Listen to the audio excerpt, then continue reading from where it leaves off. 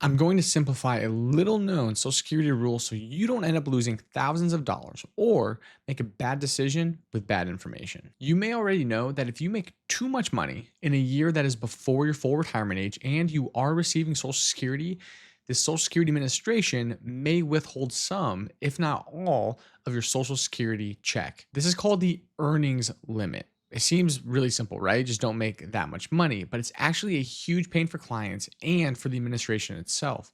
And to complicate matters further, this earnings limit is different in the first year of retirement. The administration website calls this the special earnings limit rule, and I'm going to explain what it is and how it's properly utilized for retirees. Real quick, I'm John, owner of AO Wealth, a finance lecturer at a Big Ten university, and the father to the cutest little girl in the whole wide world. If you learned something today, please like and subscribe. As mentioned, the earnings limit is this concept and rule that if you make too much money in a year and it's before your full retirement age, some or all of your Social Security check is withheld. It's technically not gone forever. It's not like you lose it, it's gone into ether. It's added back to your check once you hit full retirement age, but not in one lump sum. It's spread out over your lifetime, and you don't receive the delayed retirement credits you otherwise would have received if you just did not elect to take Social Security at all. So at best, it's not optimal if you're over the limit. At worst, it can be detrimental. In theory, makes sense. Okay, I get it. But practically, it gets much more complicated. If you retire and elect to begin Social Security before your full retirement age, it likely won't be right at the beginning of the year, probably partway through.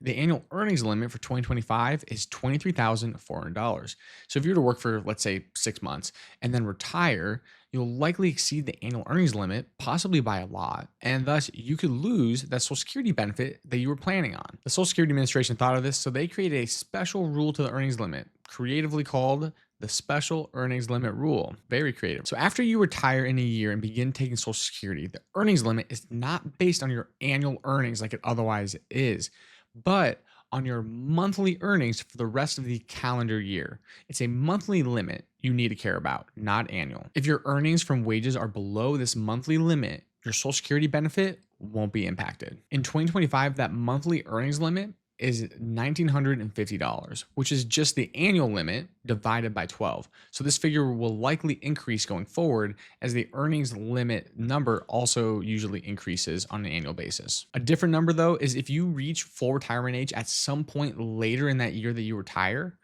that monthly limit is actually much higher at $5,180 until you hit your full retirement age. So let's say Jack makes $100,000 in a year and is only 62, so well before his full retirement age. If Jack retires mid-year, let's say June 30th, then he'll make $50,000. And most importantly, he'll be over the earnings limit. Much or all of the Social Security check could be withheld now.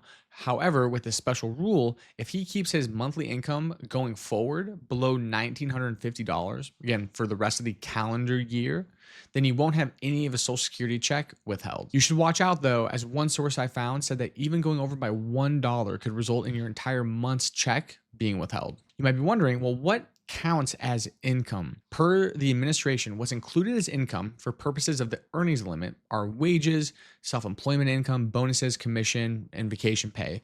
They don't count things like pensions, annuities, investment income, interest, withdrawals from pre-tax investment accounts, veterans benefits, or other government or military benefits.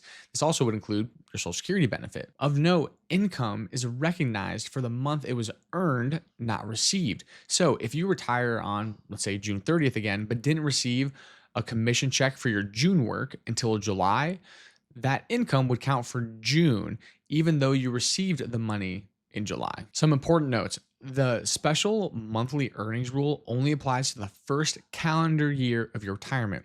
So if you retire at, let's say, the end of September, the monthly rule only applies for October, November, and December. For the next year, the administration looks at your annual earnings, not monthly earnings, to determine if you've breached the earnings threshold. The second note is if you're self-employed. There are special rules if you are self-employed because you can be far more creative with how your income is recognized. Because the administration knows this, they apply both an income limit and a work hours limit to your business. So in addition to that monthly earnings limit, you cannot perform what the SSA calls substantial services in self-employment.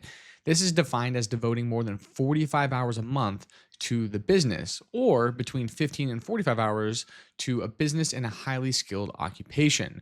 I'll translate that. So essentially, if you work more than 45 hours per month in the business, they're calling BS on you being retired. They're saying you're actually not retired and you don't get your social security check.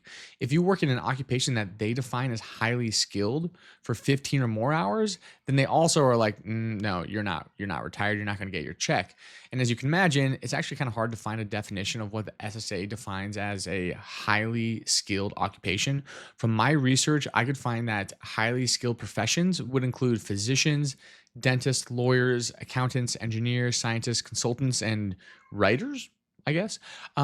I am a bit sad that they didn't put financial advisor in there, but I get it. I get it. Knowledge is power, and Social Security knowledge can also mean saving money. So I hope this helps you or someone that you know. If you would like to work with our firm, please check out the link in the description below. If you haven't, please like and subscribe. Godspeed. Stay curious out there.